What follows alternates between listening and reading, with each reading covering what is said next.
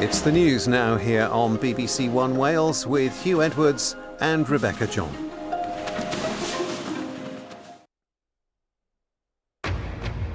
Today's main news: questions about President Putin's future after yesterday's attempted armed rebellion.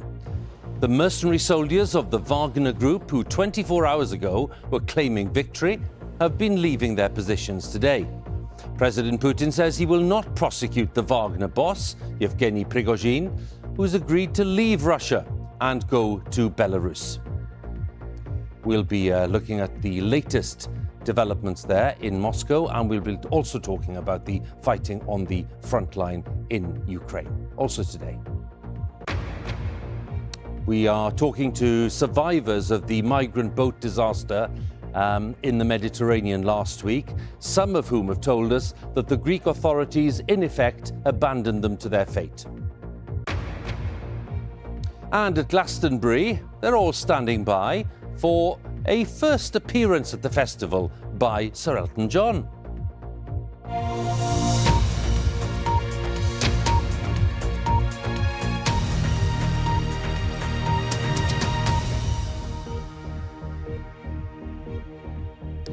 Good afternoon. There are more questions today about the future of President Putin, who was threatened by a military rebellion yesterday from a group of mercenary soldiers known as the Wagner Group.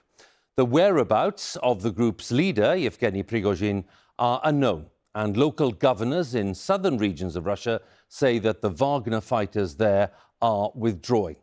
The US Secretary of State, Antony Blinken, says that yesterday's events show, in his words, the cracks in Mr. Putin's authority. Our Russia editor, Steve Rosenberg, has the latest. Leaving as heroes. The Wagner fighters pulling out of Rostov last night. You'd think they'd just won a war. The leader of the mercenary group, Yevgeny Prigozhin, was off too. He'd just done a deal with the Kremlin to end their mutiny.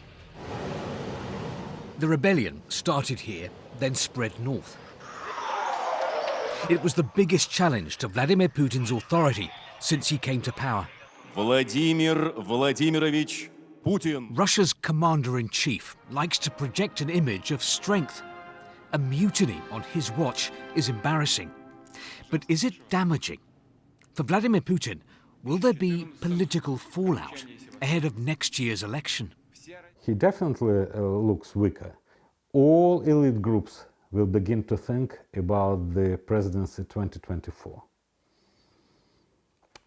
Should they rely, as they did even 1 week before this military coup, on Vladimir Putin?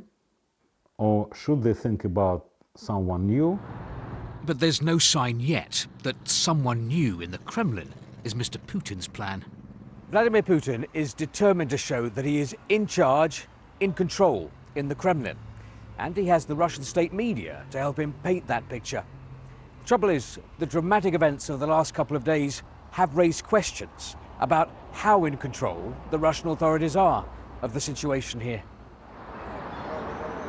Instability. Russians can feel it. The rebel Wagner fighters may not have made it to Moscow, but people here were watching nervously and waiting. I'm a mother with 3 children, Anna tells me. Of course I'm terrified by what has happened. We were scared these events would spread to Moscow, Nastya says. There's nothing ordinary citizens can do to influence the situation. It's decided above our heads. Many Russians tell me that.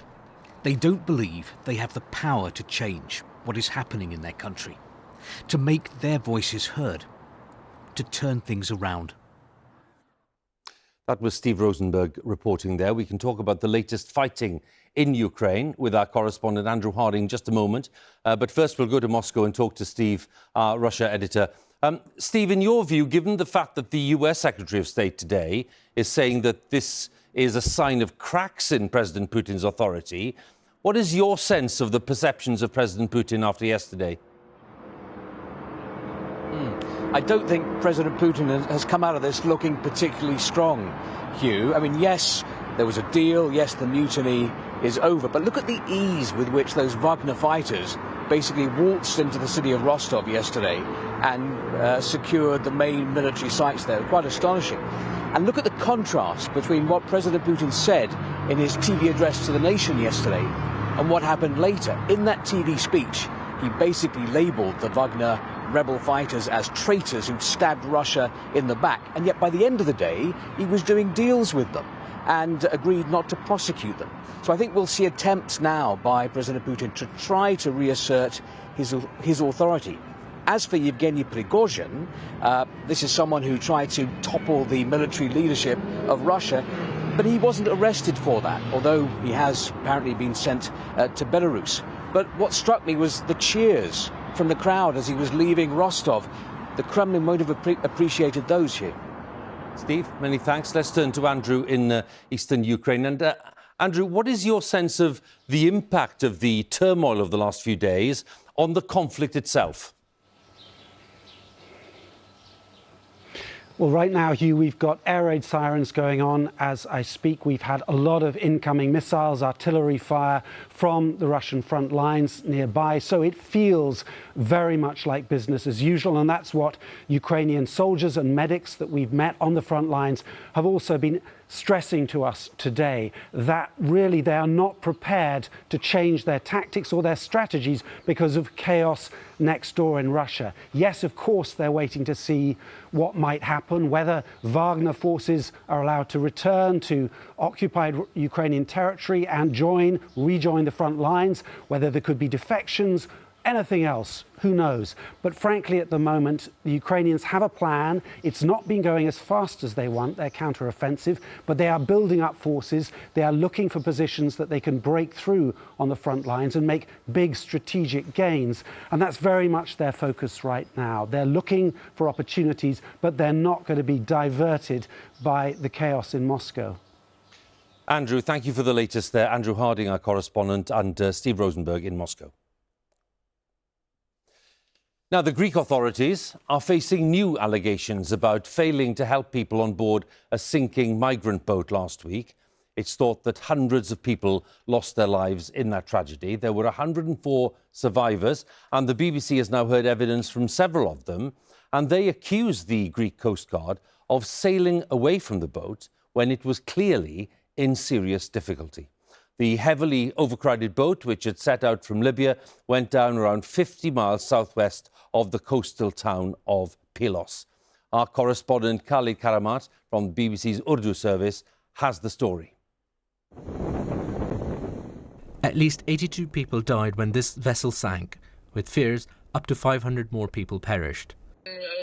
In Athens, I spoke to Hasibur Rahman via video call. He says that the boat that eventually rescued people moved away from him in the water. I was in the water for an hour. I swam to the ship as it was far away. They had to put a speedboat and were rescuing, but had gone far away. On hearing the news of the boat sinking, many Pakistanis from around Europe travelled to Greece. Many said they had relatives on board. They came here with pictures and details of their loved ones, hoping someone might be able to give them a lead. He says the agent has taken 2.5 million rupees and isn't answering calls now. The boy's mother is really worried, and so is the father. The boy is only 15. Their DNA to the Greek authorities. If the DNAs match with the bodies recovered, they may get some closure. Otherwise, their struggles continue. The Greek authorities have ended the search operation, and little hope is left for the recovery of further bodies. But the survivors' testimonies continue to cast doubt on the version of events presented by Greek authorities. And there's now calls for an independent inquiry. Khalid Karamat, BBC News, Athens. Prime Minister Rishi Sunak has urged people to hold their nerve over rising interest rates as the government and the Bank of England try to reduce inflation. Interest rates rose to a 15-year high of 5% last week, and there's growing concern about the impact on millions of homeowners. The Prime Minister told the BBC's Sunday with Laura Kuenssberg programme that the UK would get through by sticking with his plan. A nationwide technical fault has been blamed after a major failure in 999 emergency calls earlier today. People across England, Scotland and Wales were unable to use 999 for around 2 hours this morning. BT, which manages the service, says that the technical glitch has been resolved. Now, in a moment, we'll be looking ahead to Sir Elton John's first appearance at the Glastonbury Festival and one of the last live concerts of his career. Before that, there's plenty of sport to catch up on, so we're going to join Lizzie at the BBC Sports Centre. Thank you, Huw. Good afternoon. A record run chase is on at Trent Bridge as England try to win the Women's Ashes Test. They've just bowled Australia all out on the penultimate day and they need 268 to win and lead the series. Ben Croucher has the story of the day so far. There are 11 different ways to take a wicket in cricket. To start with, on day 4, England needed just the one. Maybe just as well, because England shelled 5 catches in pursuit of second innings wickets against Australia. Oh, she's dropped her. Would you believe it? But just as the batters were looking to make them pay, enter Lauren Filer. Elise Perry punished by pace. Tully McGrath suffered the same fate. The game was turning in a blur of bails. Spinning in the hands of Sophie Eccleston, Jess Jonathan gone and Beth Mooney out for 85. Australia was stuck in a rut. The ball was finally sticking in English hands. Edge caught down. 3 wickets fell in 12 balls. The Women's Ashes Test was back in England's grasp. Until Australia's captain arrived at the crease. Alyssa Healy dropped herself down the order and pushed Australia's lead over 250. With a flurry of boundaries, Healy made 50 herself and made England's prospects of winning increasingly challenging. For however you take the wickets, this test is going to come down to whether or not England's batters can make the highest successful run chase in history. Ben Croucher, BBC News. Great Britain has a new fastest man. Zarnell Hughes has broken Linford Christie's 30-year record after running the 100 metres in New York in 9.83 seconds. He shaved 0.04 of a second off Christie's time, making him the best in the world this year. Hughes is now one of the favourites for World Championship gold this summer. Carlos Alcaraz is now the top seed for Wimbledon after winning Queens on his debut. The Spaniard beat Australia's Alex de Minaur in today's final. It's Alcaraz's first grass court title and the victory moves him back to the top of the world rankings.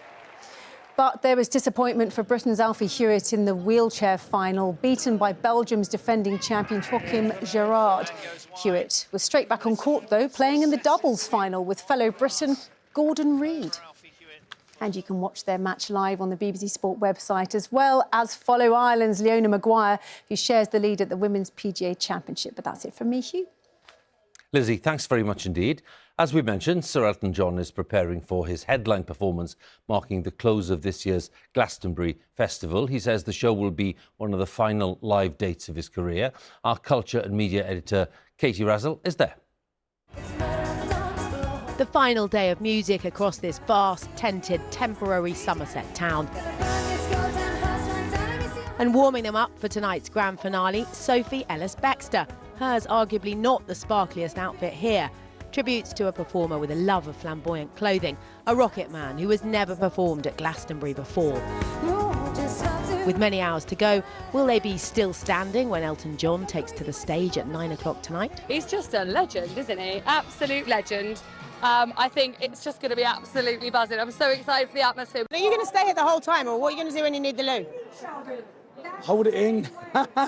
Hours? We did it yesterday, 14 hours. In terms of special guests, who do you think? Oh, I'm thinking Britney Spears, but I'd be happy with anyone. Glastonbury, how you feeling, baby? We know Sir Elton is a big fan of Gabriel's, who performed here on Friday. He's championed the three-piece band, fronted by Jacob Lusk, from the beginning. Wow, Elton John knows that I'm breathing? What's happening? What did it mean to you? It was everything. You know, it's just nice to have someone of that caliber support you. Your mom didn't tell my number! Get up! With a voice like that, you can see why Elton John's behind them, and the feeling's mutual. He wears the most incredible outfits. His voice is bigger than life. The way that he tickles those keys with his fingers is like none I've ever seen live, ever. And but I think there's something about his music that speaks to the soul. Yusuf Cat Stevens has just finished his Legends slot set on the Pyramid stage. The excitement here is really building.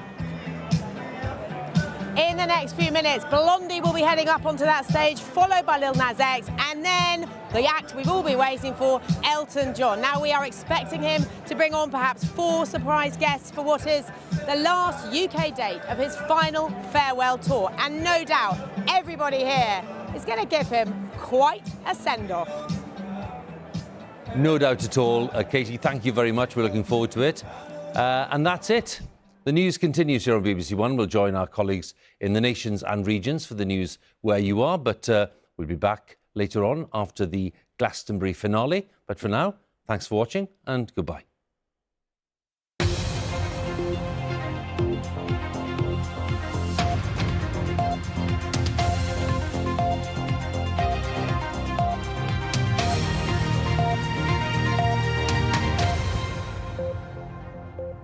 Prynhawn, good afternoon. Around 100 people have marched in protest against plans to turn a hotel near Llanelli into accommodation for asylum seekers from next month.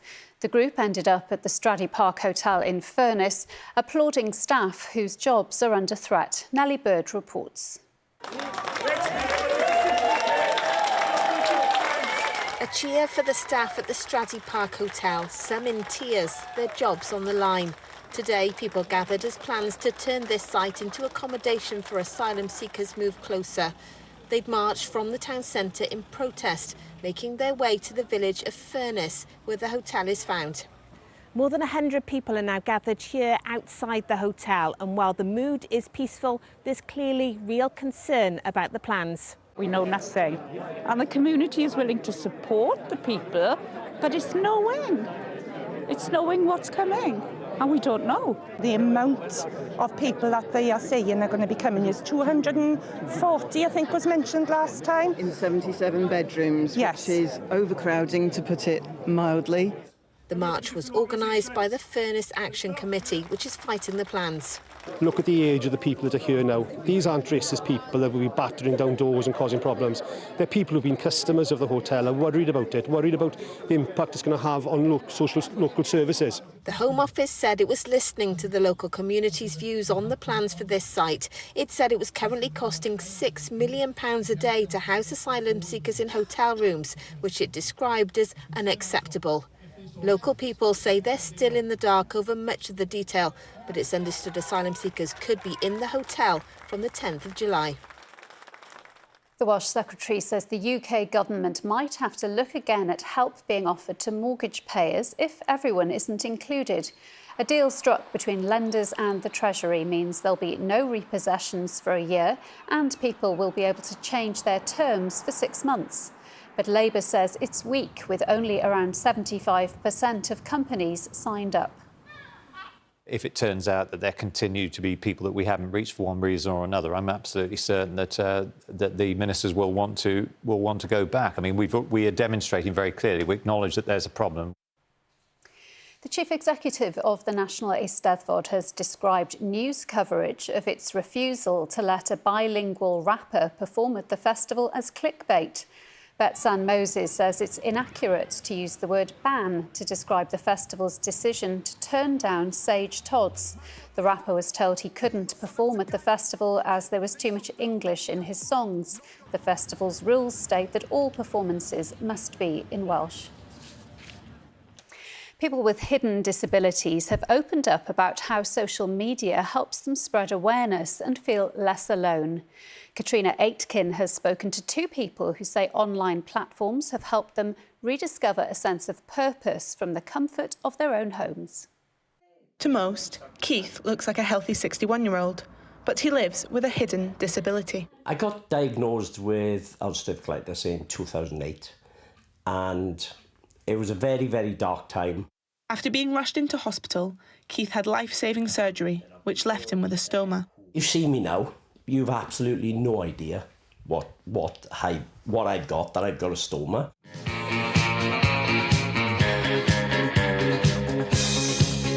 Keith, who works as a bus driver in Swansea, turned to social media to connect with others, and now has more than 11,000 followers on TikTok alone. I'm lucky and I'm in that position where, through my social media, I know I've helped others.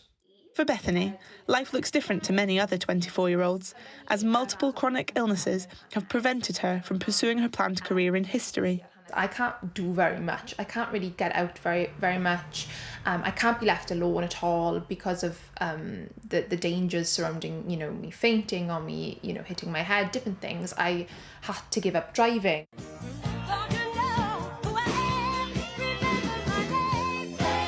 Like Keith, Bethany now uses her TikTok platform of more than 50,000 followers to share her experiences and has found a new lease of life online.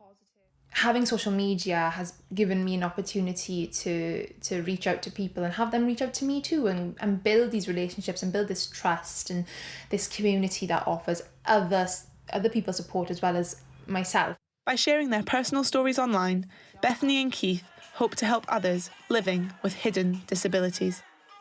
A Welsh powerlifter who won 4 golds at the Special Olympics has returned home to a hero's welcome.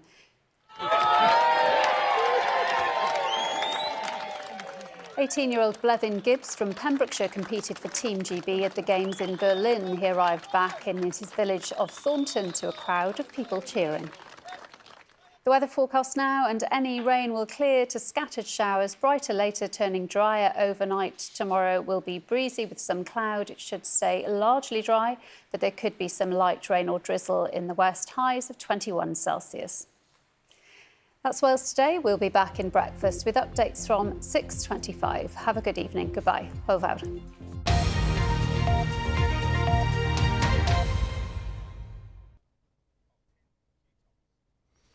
Good afternoon. It's been a hot day for some of us, with temperatures exceeding 30 degrees Celsius in southern parts of the UK. But further north, it's a completely different story. The heavens have opened. Thunderstorms currently rumbling from Northern Ireland to Northern England and Scotland. Some fresher weather on the way this week with lower temperatures.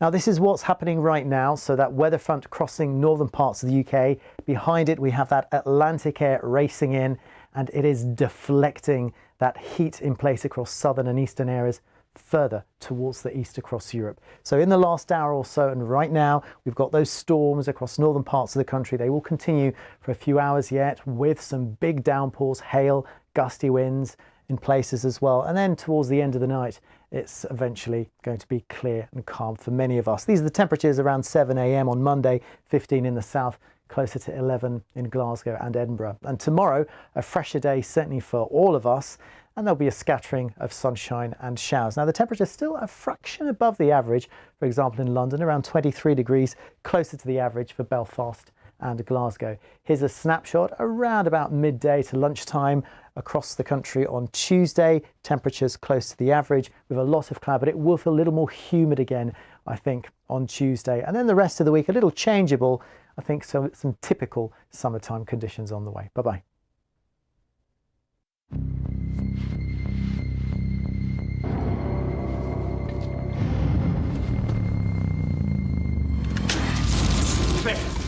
Cliff, don't do this. That document's the only proof we have.